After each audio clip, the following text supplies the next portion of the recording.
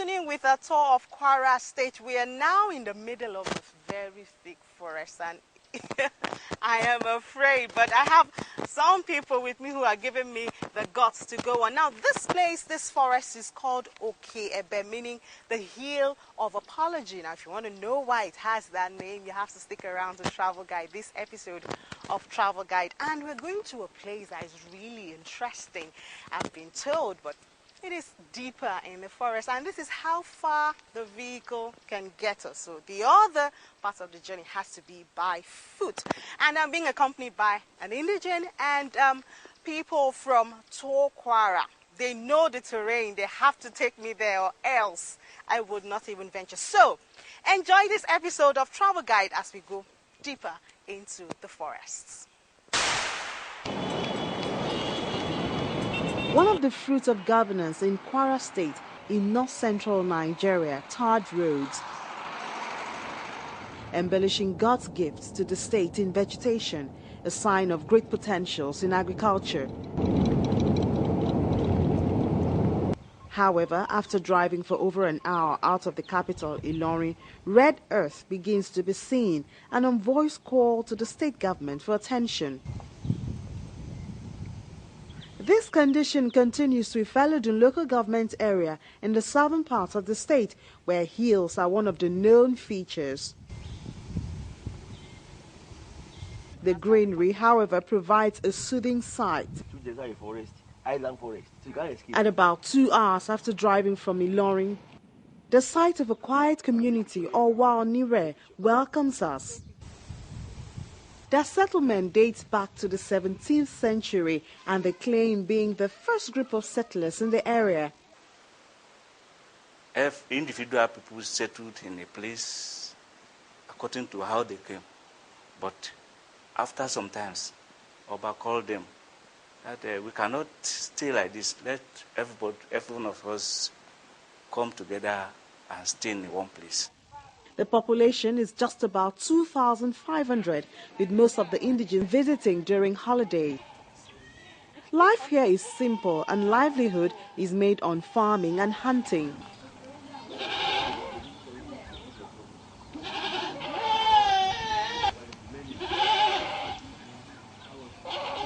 This is the closest village to Owu Falls, a natural waterfall in Okeebe Forest.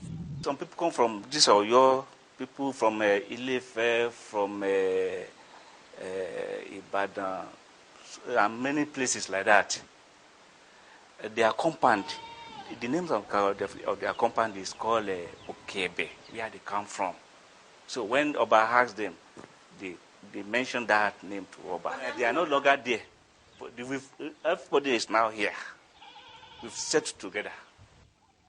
Driving from the village to our destination, we're once again confronted by the challenge of road, one which the villagers say they have made efforts to solve. We make an effort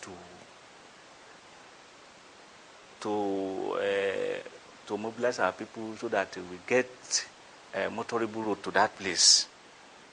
We used about 500,000 to blast that where you parked, that hill. We now hand over the whole thing to the Kwara State government. Now, the Kwara State government, they really try, but we still have a long way to go.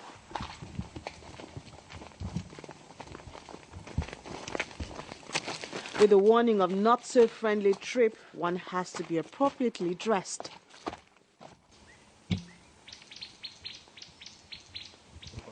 Don't stop. As a very crazy part, I'm going to see more near water, swampy area.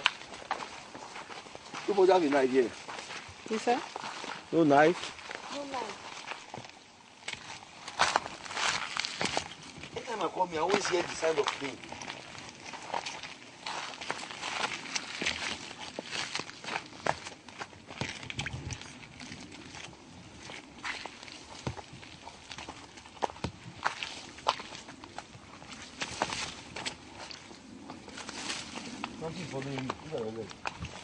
And all around, the thick of the forest welcomes the group and could be scary if undertaken by an individual.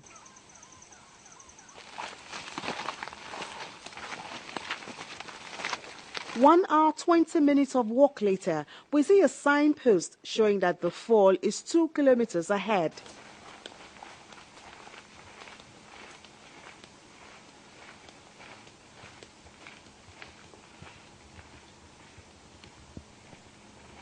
One of the compensation for the long walk is the fresh air and sight of the mountains surrounding the forests. From here is down.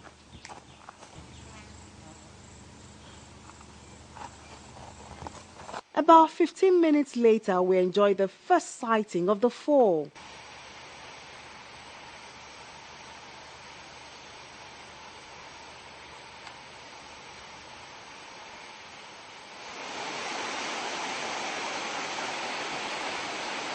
However, it will take more work, though short but full of climbs, twists and turns, to actually locate the fall.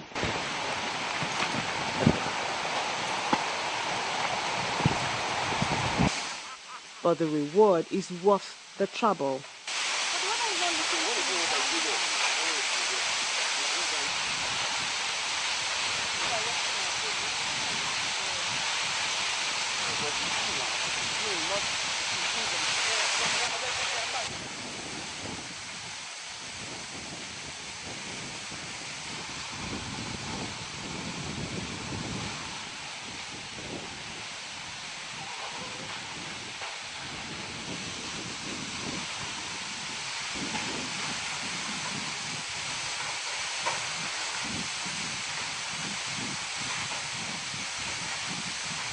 All falls still presents a mystery when tracing its source, especially because it defies seasons and constantly flows both in wet and dry seasons.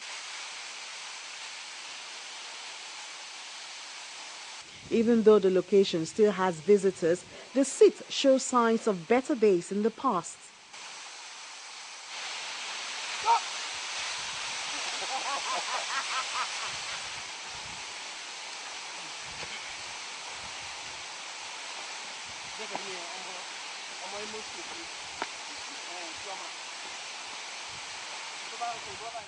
And then it's time to return, and one could almost forget the benefits given by the falls.